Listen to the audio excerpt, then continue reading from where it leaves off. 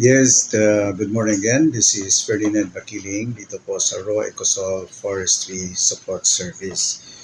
On my first video, pinakita ko sa inyo kung paano nyo malaman ang tunay na Acalaria na puno. No?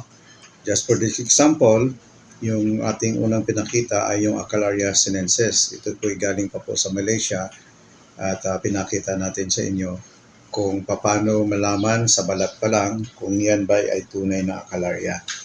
So, sabi ng iba sa comment, kasi daw yung unang pinakita ko fresh kasi siya, kaya hindi daw napuputol yung skin, no? So, ngayon pinakita ko sa inyo, ito na yung skin na una kong pinakita na fresh na fresh siya. So, ngayon, lumang-luma na. Kumbaga, ilang linggo na ito. Ilang araw na ito, no? More than a week na siya. No? Ito yung skin at makikita nyo, ganon pa rin siya. Hindi siya nababali. Okay? Hindi nababali ang balat ng isang puno ng Acalaria o ng isang agarwood. So it is a very important information na malaman, matandaan nyo, no? Para hindi kayo maluko sa mga sinasabing Acalaria o meron silang agar. Okay?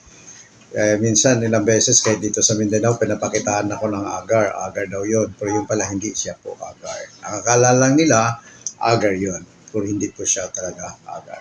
Okay, so another tip, dito po sa pag-identify natin sa balat po ng Acalaria na mga puno. Maraming salamat. Don't forget to press like and share and subscribe and share our channel. Magandang hapon po.